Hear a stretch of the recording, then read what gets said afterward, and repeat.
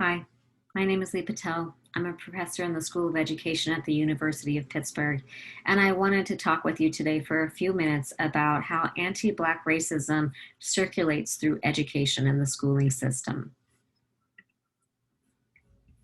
Let me share my screen with you. I got up to the top, just one second, I apologize for that. So when we're talking about anti-Black racism, I'll have that word systemic in front of it because it is systemic. It operates through many systems in society, and one of those systems is education. But to really understand how anti-Black racism operates, one of the key questions is how do these systems operate together? And that's some of what I'd like to point out in the next few minutes. How anti-Black racism, housing, and schooling are intertwined. And at the bottom, just a thought to keep in mind is to follow the money, and follow white supremacy's desires, as well as white supremacy rage. A lot of people have been reading White Fragility by Robin DiAngelo, which is an excellent book. Not as many people have been reading White Rage by Carol Anderson.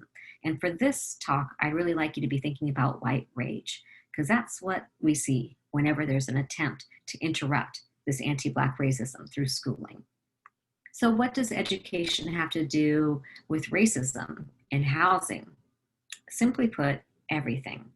What you have in front of you here is a map of Pittsburgh, and it shows the formal policy of redlining very clearly that designated some neighborhoods as best and some as hazardous. We'll take a look at the specific language of that in the next slide. But for right now, just take a look at how there are various pockets, often clustered together, that are, these are pretty good.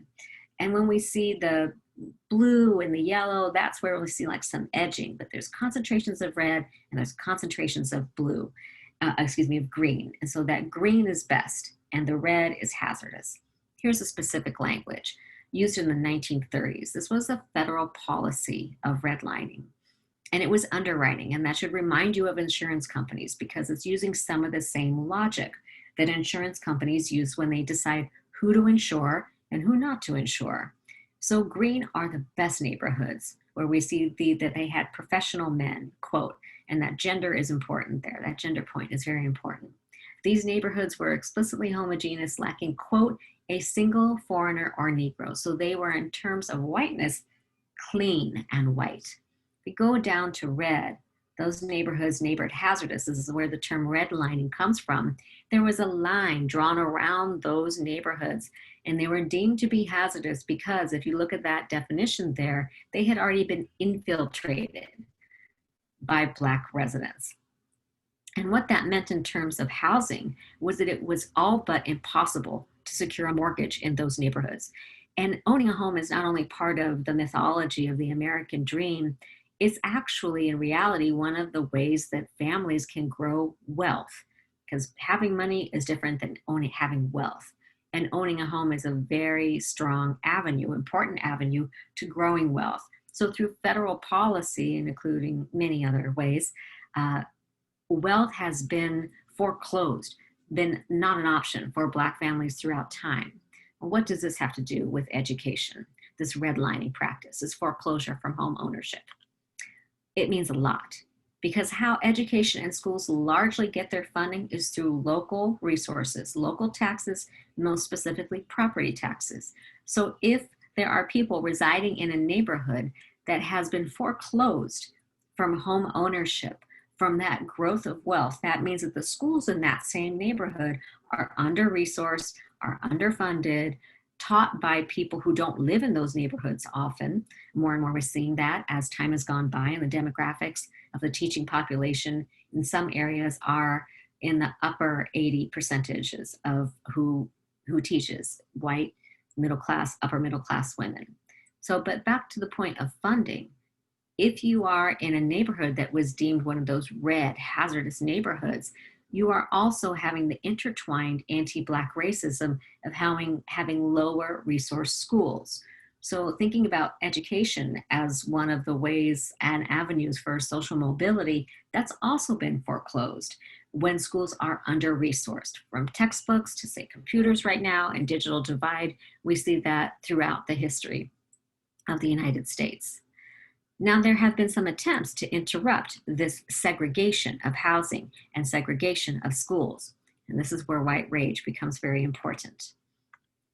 So this is an image, photo from 1974 in Boston. And I show this one for a few reasons. One, because Boston has been synonymous with white violence that occurred at the prospect of racial integration in schooling. And one of the reasons I wanted to show it is because it also plays a key role in Matt Delmont's book, which goes into the history of busing in the United States. So in Boston, poor Black children were asked to go to schools in poor white neighborhoods. And just think about that choice even. Why not wealthier white neighborhoods? If the point was and is in many integration efforts to put Black children in touch with the resources that were in wealthier white schools based on those neighborhood and based on those home values, those property taxes. When that has been attempted, we have seen lots of white rage because it is a threat to white supremacy and whiteness as property, referencing Cheryl Harris's work here.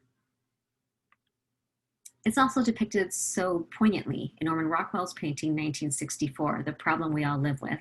And I also highly recommend listening to the podcast from This American Life entitled The Problem We All Live With. That podcast is narrated and investigated by New York Times reporter Nicole Hannah-Jones. And what Nicole Hannah-Jones does in that podcast, and what this painting prompts us, invites us, persuades us, forces us to think about is what happens when white property interests, white supremacy, the belief that whiteness is just inherently better, that only exists with the belief that anti-Black racism is a thing, that Black people are inherently lower. It's hard to have white supremacy. It's actually impossible to have it without accompanying anti-Black racism and other racism towards groups. So white supremacy doesn't work without oppressing other people. It doesn't work on its own. So that's how systemic racism occurs through schooling, through the property taxes, through these attempts to integrate, not for racial companionship, but in order to move children who had been in deprived situations in terms of resources in their schools closer to well-resourced schools. We've seen lots of white rage, not so much white fragility. So the predominant idea that I'd like to have communicated to you in this time is that systemic anti-Black racism shapes every single school. So if you're talking about a predominantly white school, anti-Black racism has had a lot to do with why that school is predominantly white and most likely pretty well resourced.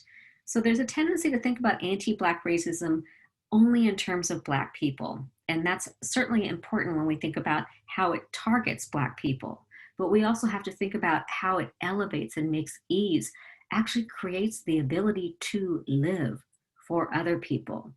Whereas anti-Black racism core goal is to reinforce, communicate, and enact theft of life from Black people. And that's been true since the inception of the United States, since European settlers arrived here. So that's some thoughts about schooling, systemic racism, and how it's a conduit, a delivery system for anti-Black racism. Thank you so much for tuning into this. My appreciation to the organizers of this series, as well as so many people who have offered their expertise. Take care.